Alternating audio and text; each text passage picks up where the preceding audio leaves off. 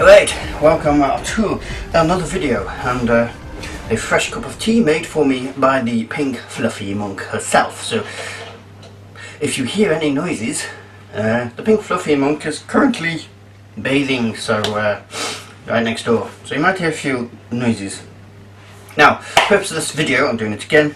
The purpose of this video is two things. First of all, we have a tag from Steve Benway on favourite formats, and also it is about my new channel. It's getting rather hot in here because I have to close the window because it's raining like buggery out there. It's been England. Yes, I've had a lot of rain recently and a lot more to come. Now, Steve Benway has made a tag that asks favourite formats, so favourite storage formats. So I'm going to go through each format, discuss what I consider its benefits. Oh, let me sit down properly. Its benefits and disadvantages. Now maybe I'll sit up because the camera can't see me properly. There we go. Yeah, we'll discuss each of those benefits and disadvantages, and I'll come up with what I consider to be my favourite. Now, what we have, the candidates. We have 1, 2, 3, 4, 5 different formats here. In no particular order of age, we have the traditional cassette tape. This one being the Space Escort, which I recently showed. I shall move closer when discussing each individual.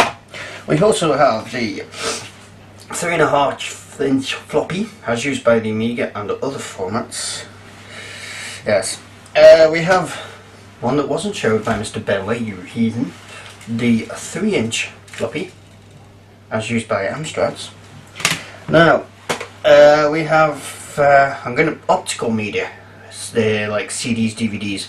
I'm going to group them all into one, just say optical media, because they all suffer from the same problems. So optical media, like used on the Dreamcast and the PlayStation 1. That particular one being the Dukes of Hazzard.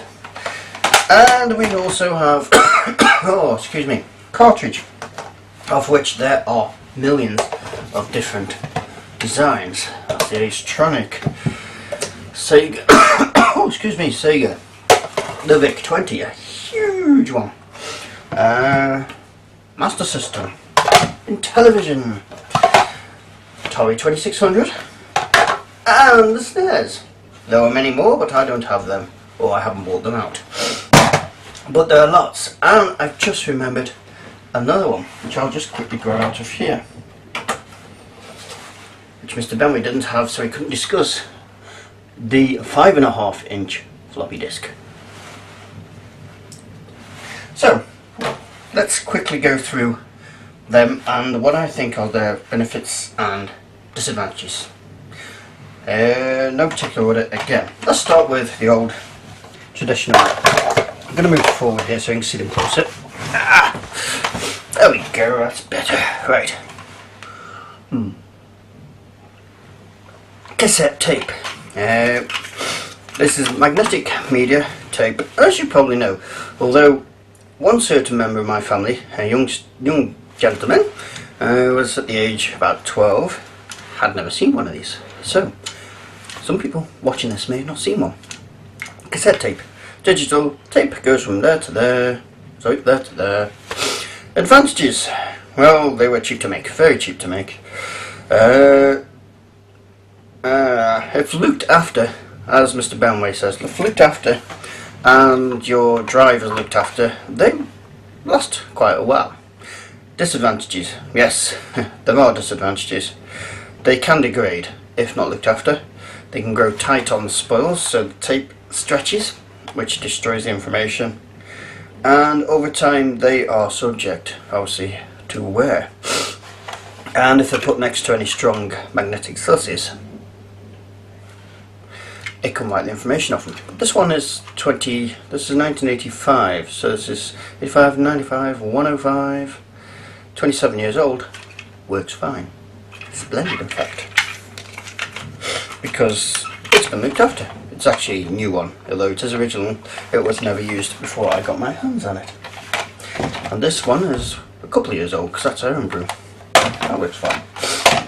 And if I grab the camera, the advantage of these things, just grab the camera, they can be stacked quite easily. Loads of them there, even when they don't have their cases. As you can see, they stack nicely. Lovely. Okay, just put this camera back straight as I can. There we go. How are we doing? 5 minutes. Ooh, 5 minutes already. Okay. Second format is these evil things. 3.5-inch floppies. Advantages: they are incredibly fast compared to the tape format that came before. Disadvantages: they tend to die, especially on the Amiga. Steve Benway pointed out that on the Amiga, I didn't know this, on the Amiga they used the outer tracks to get more information on, which were traditionally not used, were there to protect the disc from damage. And this is why the Amiga ones tend to die. I have had hundreds of these, and if they're not kept properly, they die very quickly. Even the ones that are kept properly have a tendency to die, and out of hundreds I have only 15 that work. Long-term storage, no good. At the time, high speed was good. Which brings me on to this one. The 3-inch floppy, as used by Alan Sugar's Amstrad. This one, well, what can I say? I only have 5 of these. But so far, they've worked flawlessly. No problems at all. They have a different kind of protection, this closing thing there, which seems to work better. There we go. Seems to work far better than the 3.5. So yes, I actually prefer that. They're quite good. The other one is the disc format, optical media. Yes, you can store a lot of information on these when they were new. Still can now. Longevity, well, if they're looked after, again, they will work fine. If they're scratched, they can die quickly. Now, when these were in prototype, when CDs were prototype, they were practically indestructible. But when they moved on to mass producing them, they found out that you couldn't gain that quality on mass production at the time. So they turned out to be not as indestructible as they first thought they would be. Advantages: yes, they stack lovely. Don't take up too much space, come in a nice little thing. If they lose their case, you can't stack them as a pile. You can stack them as a pile, but they get scratched, and that's terrible. But you can get little cases, put them in there. Happy, happy, happy. I'll use that to represent all the systems, because the PlayStation used one slightly different media inside, but it's still the same optical media. Next, we have the cartridge, which comes in, as I've already shown, many flavours. Cartridge, it's different with the cartridge because it's limited by the technology at the time it came out. This one can only hold, don't quote me here because I'm not quite sure, about 4K. This one, about 1K. What do we, where's it hiding? Where are you? Ah, there you are. 64, obviously, megabytes. So as time's gone on, these can hold a hell of a lot more. Disadvantages. Well, the disadvantages come in the storage, but that applies to every kind of media. Now, that's limited by the amount of storage you can get on it. That's limited by the amount of storage. The main problem at the time when they released the N64 was the PlayStation had come out with these. They can hold a lot more than these, which put that in the lead over these. But yes, the other disadvantages are on a lot of designs. I'll show you this one because it's particularly prone to it. The Sega. This is the Sega Mega Drive, and as you can probably see, the contacts are exposed, which means they get dirty and they can get worn, and you have to clean them sometimes to get the buggers working. But this is sometimes solved, and earlier systems like the Atari have them covered up in a door so they're not exposed and don't get dirty and work every time, in my experience. So those are the candidates. Which is my favourite? Well, I'm definitely not going to say that. No. Because it's shite. It is shite long term. That's much better. But again, it's comparatively slow, and these days you wouldn't get much information on that if you're using it these days. Optical. Wow. Yeah, plenty of storage, but you've got to be very careful over maintenance of these, so that ain't gonna win. Which leads me to the obvious one. My favourite is the cartridge, because it's so much more hard wearing. You switch it on, the information is there instantly. As time moves on, you can get more information on these. I can't see why they can't build cartridges for the PS3 these. Why do we have to use optical media? Mind you, I suppose the main reason is the price of developing, but you know, it moves on all the time and eventually it's going to come right down, and yes, you'll be able to get big, larger and larger games on these. Now, I am not going to pick a favourite design, although if that was black it would be better.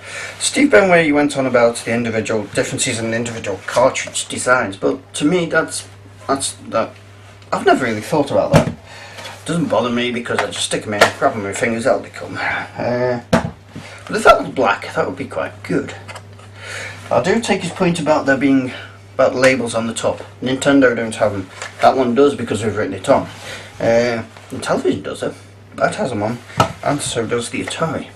But I am going to pick a favourite cartridge, just because of the technology used in it. And as you can see, it's not this, but the Sega and Television and most of the others have exposed boards, exposed contacts.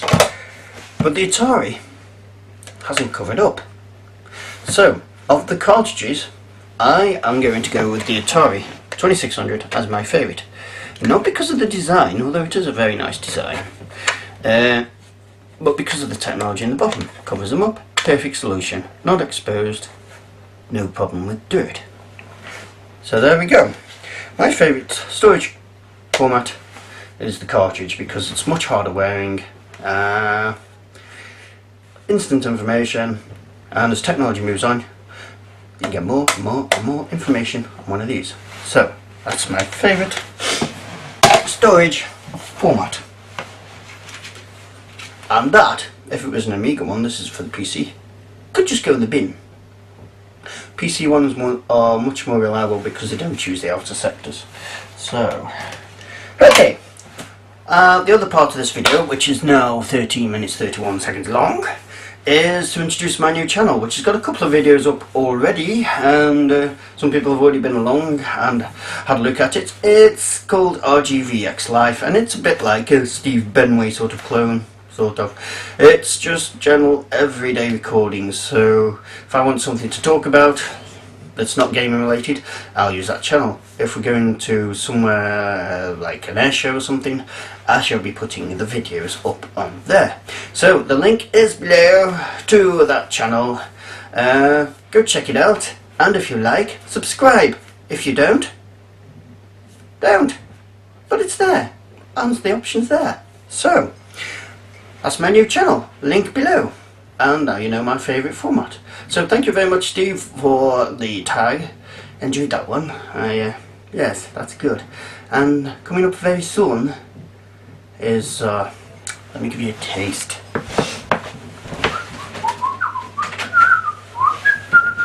For those who don't follow me on Twitter, those who do follow me on Twitter and Facebook will know about this already, but if you don't,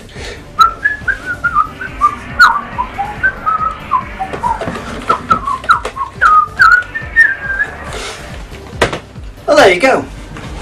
Thank you very much.